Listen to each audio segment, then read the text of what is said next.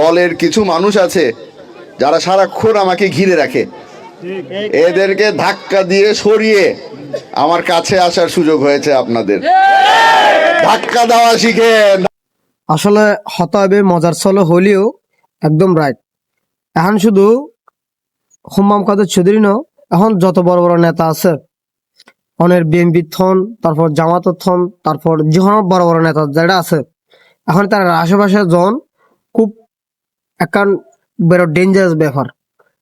কিন্তু আশেপাশে যাদের সময় ক্ষতি কিন্তু ডেক্কা বারণ করবো হন হিসেব নেই, ডেক্কাটা কি করে হনো যাইব হাসে ইয়ান আসলে মিশে ন। তারপর আসলে সময় উপযোগী বক্তব্য দিন দেয় নয়। অসংখ্য ধন্যবাদ জনাব হুম্মাম কাদের চৌধুরীরে।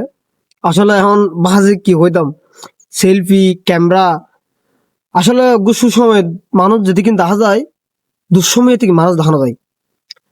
তবে যেভাবে এখনের মানুষ সেলফি ক্যামেরা দিতে তো ঠেলাঠেলি করে এতালাই যে বক্তব্য দিই আসলে একদম রাইট বক্তব্য।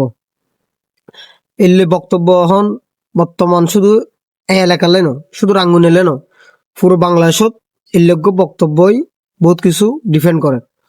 এলে বক্তব্য বলতে যান বড় বড় নেতাজি নাসির দেখা যাইতে সম্মানত 30 থেকে 40 জন ডাক্কা মারান পড়ব, ডাক্কা মারে যে যেতে ইতেই নেতাল্লা হতে হইতে পারবো, নেতার ডাহতে যেতে পারবো।